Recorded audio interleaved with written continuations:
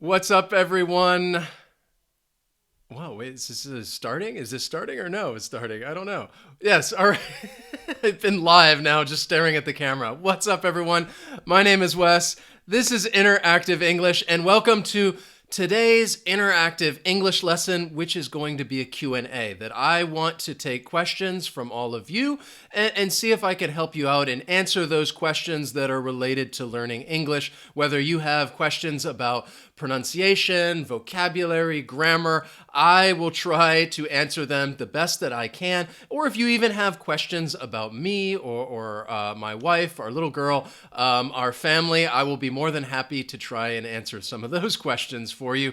So again, today it's all about just a nice little Q&A English lesson with Interactive English, and that is a recent picture of us from 2 days ago when we visited Lake Bled, Slovenia. It was beautiful. It was a short little road trip, and we had a great time. So today is all about just, again, creating that interaction. I want to help you guys out. And even still, if you're watching this later, this is a great opportunity to practice your listening skills because it's always good not only to improve your other English skills, but again, constantly get that exposure to listening to the language that is such a useful tool for improving your skills. So even all of you that are here with me right now, you are improving your English skills right now just by listening to this Q&A. So I just want to give some quick shout outs to people. Hello, Lolly, Anatolia, Sleepwalker, hi, Mark, Andy,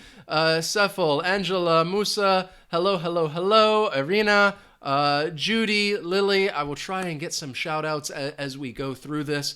But what I want to say is that as we go through this, and I want to take some of your questions, try to make the questions as specific as you can. For example, if there is a word that you want to hear, like how I say it, because I am from the United States, so I have that American accent. So if you're wondering, well, how do you say this word? How would it sound if somebody from the US says this? You can ask me the pronunciation of a word, or if you have a grammar question that's very specific, ask that. I will try to answer it. Same with vocabulary. Try not to keep it too vague. When I say vague, I'm talking about something that is very broad in scope.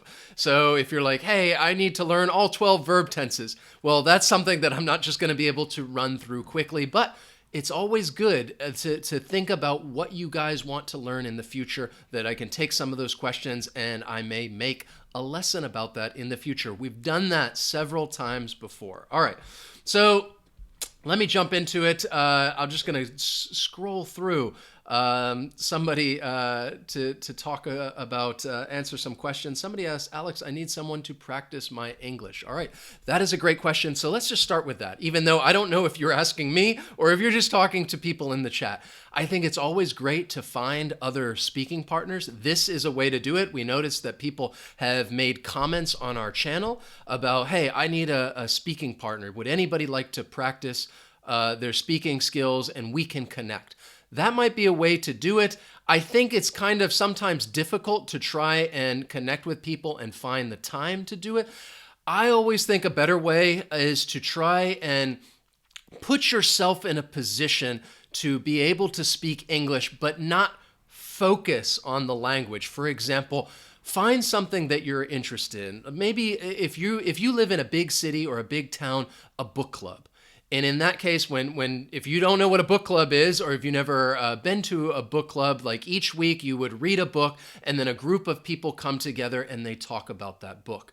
You could, if there are enough people that you think live in your town that want to improve their skills, think about starting a book club and try to get maybe 5 or 6 people around, and you're going to read a book in English and then get back together after 1 week or 2 weeks or even a month, and you're going to talk about that story in English. And that way you are practicing your language skills, but it's focused on something else. In this case, the topic would be the book. But you can use that with any of your interest. If you're interested in cars, if you're interested in fashion, and try to use that to find somebody to communicate with, to speak with. It's a great way to find a speaking partner and practice your skills. Mugabo Moses, hello, it's the first time you attended online class with you. Excellent. We love hearing from new people all the time. Welcome. I hope you find our lessons useful. So, somebody says, let's see. Angela says, how do you pronounce luxurious? Luxurious. So for me, it almost sounds like that G, that X, when I say it quickly, luxurious. Luxurious. You don't really hear that X sound as you would when it's in the final part of a word, like when it's in that final sound like axe or relax. It's like luxurious, all right? So it kind of just sounds like when I say it, that it almost sounds more like a G sound, luxurious, luxurious. You do hear that X a little bit, luxurious.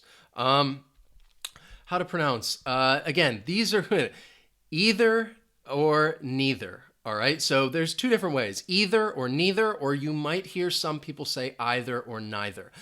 And I think this just depends on, where people grew up, because in the United States, you may hear people say either one of those. I just said it then, either in that case. Personally, I catch myself saying both of them from time to time. In certain situations when I'm just having a conversation, like I just said right then, either, but I might say either too. We can either do this or that. So I think again, either, neither, either, neither. You might hear somebody say all of them. That is a great question, Zanat. Thank you very much.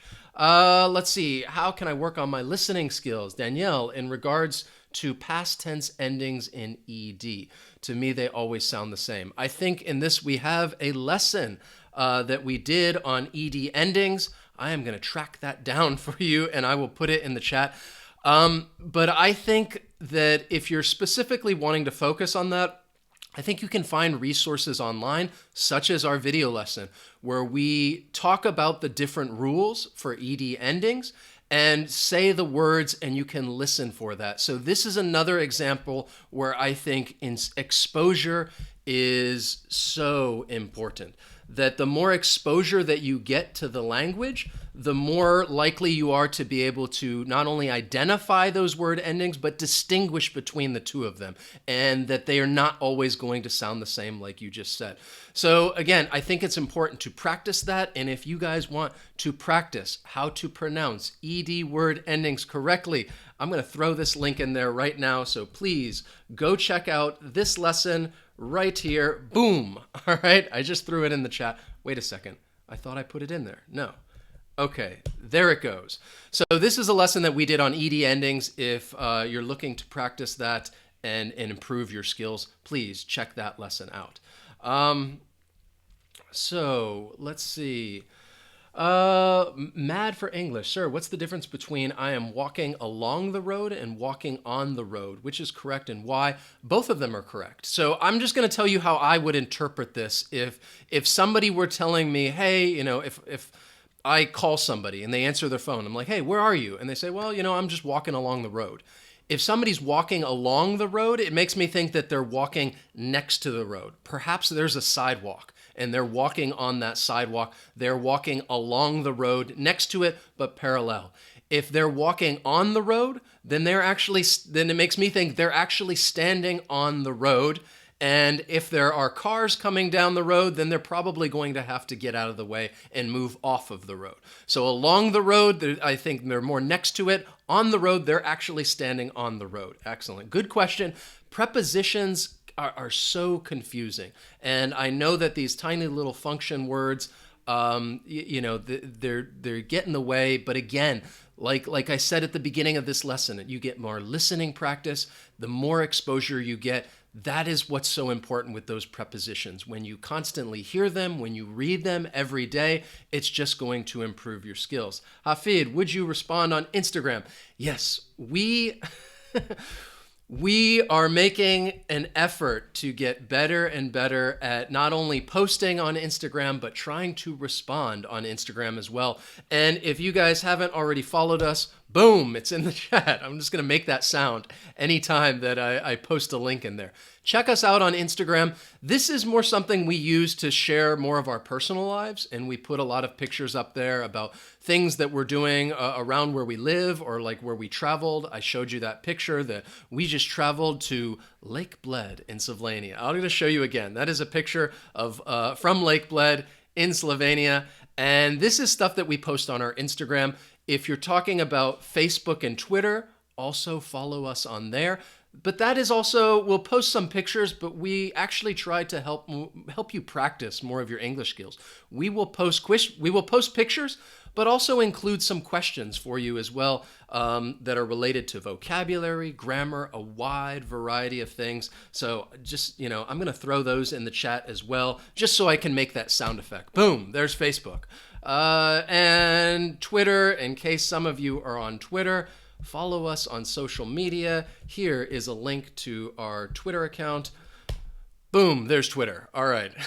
So let me get back to a few more questions.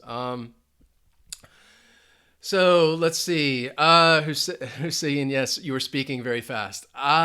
This is something I notice from time to time when I'm filming a lesson, like I'm teaching or going through these live lessons and actually have it up there. I have the information on the screen. I tend to speak a bit slower, and people notice that and they say, hey, I have no trouble understanding you, but when I listen to a TV show or movie, it becomes very difficult. And I think that's the reason why, is that after so many years of teaching, I've naturally slowed down the speed of my speech so that I think it becomes a little easier to listen to me and identify the words and phrases and understand what I'm saying. And again, that if you understand what I'm saying, that's great. I think you should always listen at your level. If you're listening to something and you don't understand, then that just means it's a little above your level. It's perhaps a little too fast. In this case, I've been speaking quickly now because I think these these Q&As, it's a little more informal. It's just like me just here chatting with you guys, trying to answer your questions. So I think in that sense, I just end up speaking a bit faster, like I just would if I'm talking to a friend or a family member. Mohammed asks, how can I pronounce the word pious? All right, P-I-O-U-S, pious. That is a good word to know. Let's see. How can I practice Lelia? Sorry if I mispronounced names. How can I practice myself? Can you give me some steps? It depends on what you want to practice, but I always think it's great to get as much exposure as you can and try to practice all of the language skills, okay? So what I mean is, like, when I think of the 4 primary language skills, I think of reading, writing, listening, and speaking.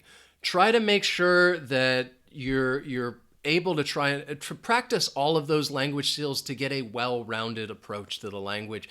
Take a little bit of time each day, each week. Try to read a little bit in English, either online or perhaps you're reading a book.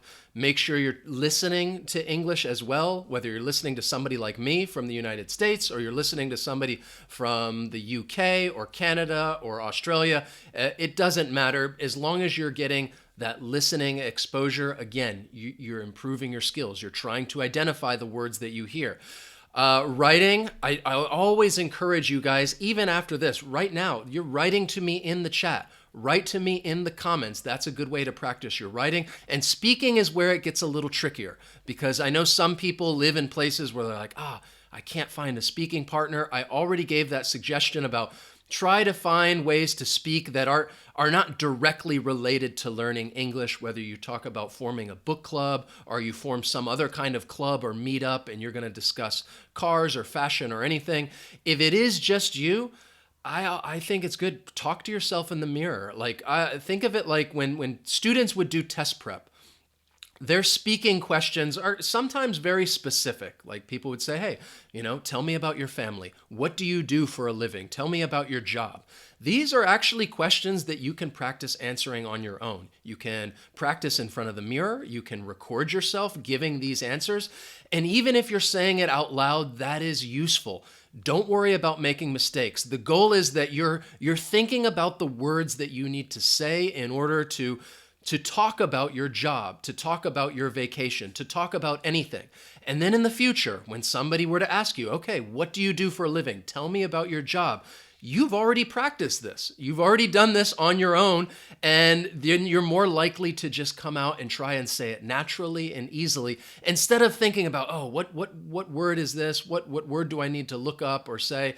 And then you start to stall and it doesn't sound as natural. So again, practice, practice, practice some more.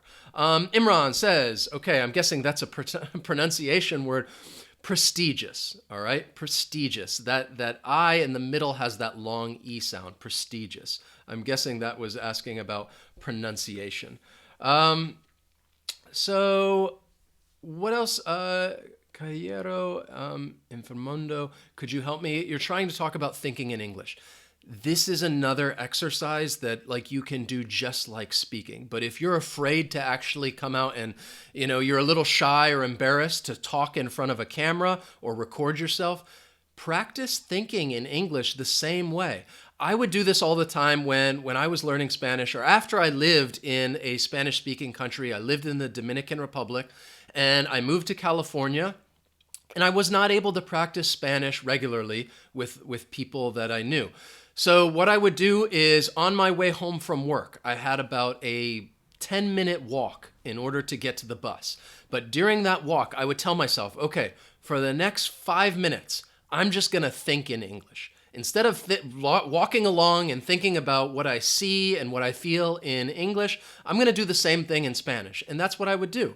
I would just walk along the street. Whatever I was looking at, I was thinking about it in Spanish. Whatever I was thinking about on my own, maybe I was thinking about what am I going to eat tonight? What am I going to do later? What things do I need to accomplish for the next day? I was thinking about it in Spanish. Over time, after like 5-6 minutes, sometimes it does become a little more difficult to remind yourself because it's easy to switch back to your native language. And then you have to think, oh, wait, this is an exercise that I'm practicing. But you can make this thinking in English, you can make it an active exercise on your own that when you have some time to yourself, whether you're riding to work or whether you're taking a shower or whether you're cooking a meal and think, okay, for the next few minutes, I am just going to think in English. Whatever it is that you want to think about, just try and say it in English. So let's look. What else do we got? So how can I say, how can I say I love you? Well, I guess, you could be direct and just tell somebody that you love them. Or if you're talking about you want to imply that without directly saying it, just pay that person a bunch of compliments and talk to them and say, hey, I like your outfit, or you have a very nice smile, or again, just get to know them, talk about their interests. What are the things they are interested in, so that you can start that conversation and then maybe tell somebody that you love them. I don't know. Hello, please talk about the past forms of can. All right. Well, can, could. So if you're talking about can as the ability, like I can ride a bike. If you're talking about something like the past ability, then you would just say could. All right. For example, I say, oh, all right. When I was younger, I could touch my toes. It's true. If I try it right now, I'm not very flexible. I can't touch my toes. In the present, I can't do it. But in the past, I could. I could touch my toes when I was more flexible and more and better in shape. That's something that I could do. So past of can when talking about the ability is could. Somebody else had asked about transitive verbs. This was a while back. I forgot their name. What are transitive verbs that they forgot? So remember, you have two types. You have either transitive verbs or intransitive verbs. The transitive verbs are the verbs that can take on a direct object. All right. So if you're talking about verbs that can take on a direct object like play, I play soccer. In this case, what do you play? Soccer is the direct object. So play is a transitive verb. I play soccer, I play tennis. If you want to say intransitive verbs are verbs that cannot that cannot take on a direct object. So I'm trying to think of another just intransitive verb off the top of my head, an example. So for example, an intransitive verb that cannot take on a direct object would be like the verb, gosh, I'm drawing a blank, all right? Uh, I jump, all right? Some kind of, action when it's often followed by a preposition. I jumped on the bus. All right. On, we're following it with that preposition. It's a prepositional phrase. So you cannot follow it with a direct object. So there's a bunch of them. If you want to know, again, transitive, intransitive, and see a list of verbs, use Google Images. It is a great way. Just type in a Google search, transitive verb, go to images, and you're going to find a picture with a list of verbs that you can use. Let's see. Sorry, I'm kind of skipping through some of this. I'm trying to get to different people. So Tale Teller says, yes, pronunciation, plow. All right, P-L-O-U-G-H, to plow. Usually you're talking about like plowing a field, to plow. Let's see. What else? What else do we got here? Got some great questions. Or no, wait. Plow. Hold on. I'm thinking. No, yeah. All right. What else do we have? Gosh, it's moving so fast. All right. Lolly says, can you explain catch-22 situation? So this is a verb. Somebody else asked me this from one of our other lessons. We did a advanced vocabulary lesson, and I talk about the phrase catch-22. And this is a word that's become a part of the English language, but it's actually the title of a book. And over time, the word has just been used in English to describe a certain situation. So for example, the way it's defined is it's a problem that cannot be solved because the solution to the problem is inherent in the problem itself. So I think in the lesson that I gave an example. Many of you, maybe you can relate to this, or I think we've all been it. When I've lived abroad, you need to get a work visa, all right? So for example, say that you want to go to another country and you want to work there, and they say, okay, in order to get the visa, you need to have a job. You need to say, oh, some company's going to be like, okay, I will give you a job. And then you can say, okay, this is where I'm going to work, and then they'll give you the visa. Now, in order to get the visa, you have to have a job. Now, when you go to look for a job, the company is going to say, well, I'm not going to give you a job until you have the visa. So you're probably thinking, well, wait, how am I going to get a visa if I need the visa? I need a job in order to get the visa, but I also need the visa in order to get a job. So it's kind of like this circular problem that just keeps spinning around and around and around, and you're not able to solve it. Because I would say, again, the problem itself, or the solution, is inherent in the problem itself. So that would be an example of a catch-22. I hope that makes sense. Again, I can try and think of some other examples as well. Let's see.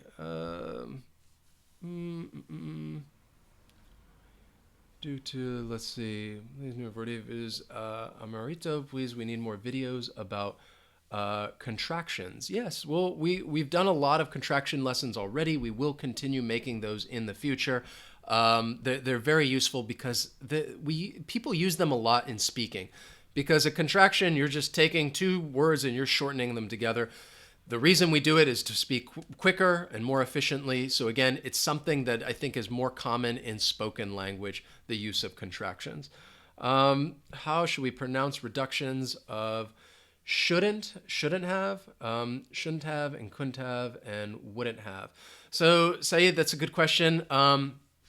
In this case, I think if I want to say a sentence like, you shouldn't have done that, I would say just naturally, I'd say, oh, you shouldn't have done that. So have almost sounds like of in that case. Shouldn't of. All right. You're not really, you should not, shouldn't have, shouldn't of. So if I say, oh, you shouldn't have done that, even though it sounds like of, I'm really saying you should not have done that. Or if I say, like, I wouldn't have, if I want to give a conditional sentence, oh, if I wouldn't have gone if you had told me not to. I don't know. I'd say again in that situation, if I were to say it quickly and naturally, like, oh, I wouldn't have gone if you had told me not to. I wouldn't have gone if you had told me not to. I wouldn't have. It almost sounds like wouldn't have. I wouldn't have gone if you hadn't told me to. So again, that's something to keep in mind. And this is where I think listening can become a challenge, because you see wouldn't have and you're like, okay, I know these words. I understand them. But then if you're listening to a conversation or you're listening to a movie or something and you hear wouldn't have, and you're thinking like, wait a second, what words are they saying? So again, that is a great example of, these reductions that they're not going to be sounded out in their entirety. Esma says, can you explain a gerund? All right. So a gerund is actually a noun. It is an ing noun that it looks like a verb. So it's taking like the verb form, adding an ing, but it's technically the part of speech is a noun. So for example, if I say smoking is bad, in that case, smoking, it's a noun, but it's also a gerund. Smoking is bad. Oftentimes you would talk about prepositions that are verbs or adjectives that are followed by gerunds. So, for example, some of them can be followed by both, a gerund and infinitive, like, I like to watch movies. That's the infinitive form. I like to watch movies. You could use it with a gerund too and say, I like watching movies. Watching would be the gerund. Or other verbs, you only have to choose one, like enjoy. Enjoy is followed by the gerund. I enjoy dancing. In that case, dancing is a gerund. It is an ing noun. What is as such? Deepa, all right. I think maybe I would need a context to use it in. As such. So for example, this is a good way. So I'm just going to read you a sentence. So if you're talking about, like, if you have a word or a phrase, and I tell students this all the time, and you're like, okay, I always say, use it in context. Try to understand how it's used in context. A great way to do that is to look up a word, use the internet, and find some example sentences. So I looked up as such, just to find out what example sentence that they gave you. And it says, it is possible to stay overnight here, although there is no guest house as such. In this case, as such, it means that, well, in that case, that there is no house available. So it's talking about, such is talking about an earlier, like, noun phrase, all right? So where is it? Let me see if I can find some more examples to give you as such. This is something, I'll be honest, I don't know if it's more common in British English. It's not something, this is not a phrase that I find myself using at all. So you would use the information I'm finding, you use as such with a negative to indicate that a word or expression is not very accurate description of an actual situation. So you're using it with a negative, you're saying that it's not an accurate description. So another example, I am not a learner as such. I used to ride a bike years ago. So it's saying that in that situation, you're not learning to ride a bike. You already knew it years ago, so you're not a learner. Again, it's not something that I've really used often. Another sentence, Mark joined as an office boy with no qualifications as such. So he joined, but it's not an accurate description that he doesn't have qualifications.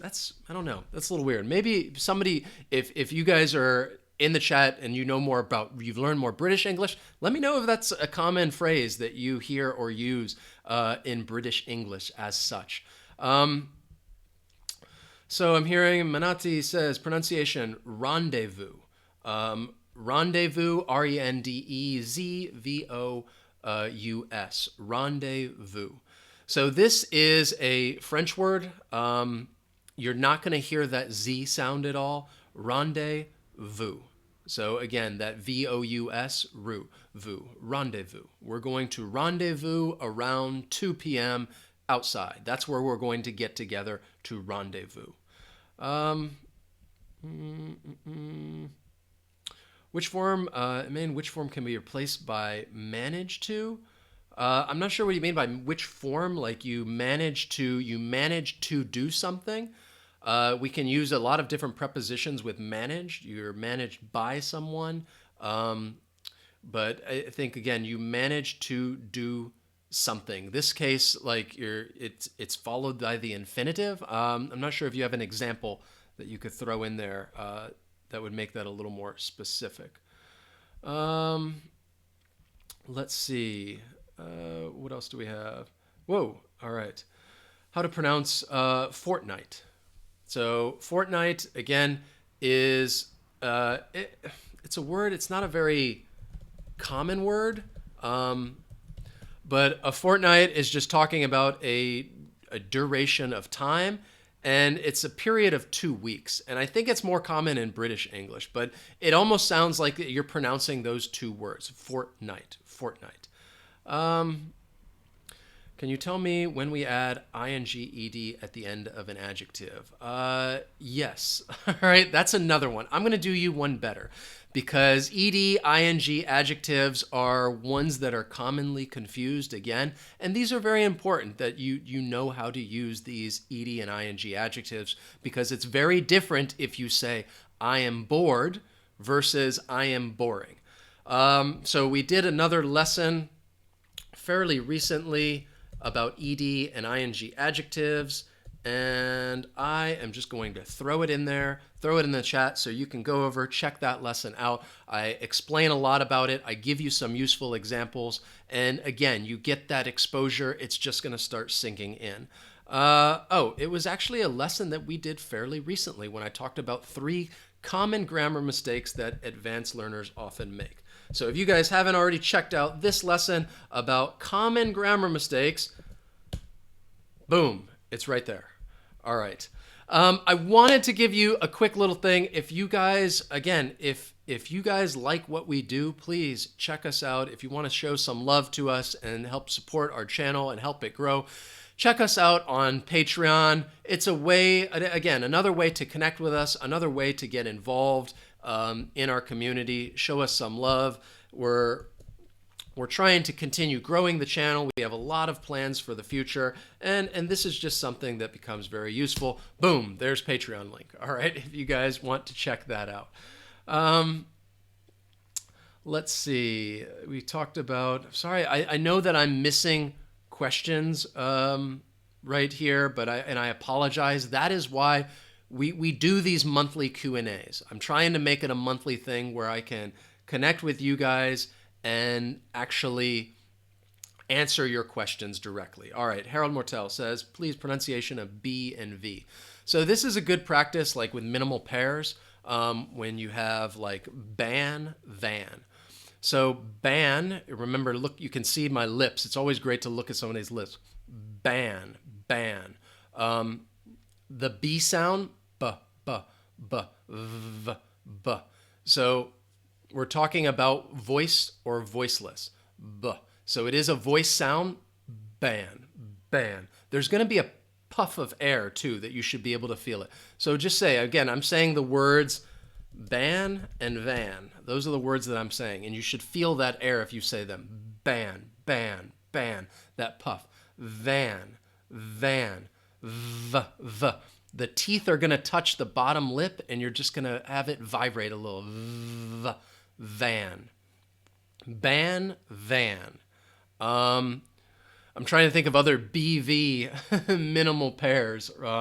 Let's see. You have ban, van, base, vase. All right, that's another good minimal pair. Base, vase. And those are other pronunciation lessons that we'll keep practicing. I like working with minimal pairs. It's very useful. All right. So what I want to do, all right, this is just a good way for us to connect with you guys, to take some of your questions. These Q&A sessions, I think they're very useful. We enjoy doing them. We're going to keep doing them monthly. At this point, I'm going to have to call it short. Thank you guys so much for joining me. I appreciate you being here. I appreciate all your questions. If you have other questions, please leave them down in the comments once the video gets posted, because this helps us decide what lessons we need to do in the future. I know there were some other people that were asking about pronunciation. They were asking about vocabulary. Write them in the comments, because if it requires a more detailed response, like I said, that is a great lesson to do in the future, whether it's a video lesson or it's a specific live lesson where we can talk about that information. So please write to us in the comments. Let us know. Thank you guys for being here. Thank you for being a part. Whoops, wait a second. For being a part of the community. What happened here? All right. There I am. All right. Put myself down there in the corner. Thank you guys so much. If you enjoy our lessons, hit that like button. We really appreciate it. That lets us know that we're doing something right, and we will continue to try and can help you guys practice and improve your English skills. Check out our social media. I shared those links before, all that boom, boom, boom. And that is another great way to connect with us and practice your skills. Hope you guys enjoy the rest of your weekend. Thank you, Manati, Lali, Leila, Esma, Gilano, Angela, Mad for English. Thank you guys so much. Hope you have a wonderful day, and I will see you next time. So long.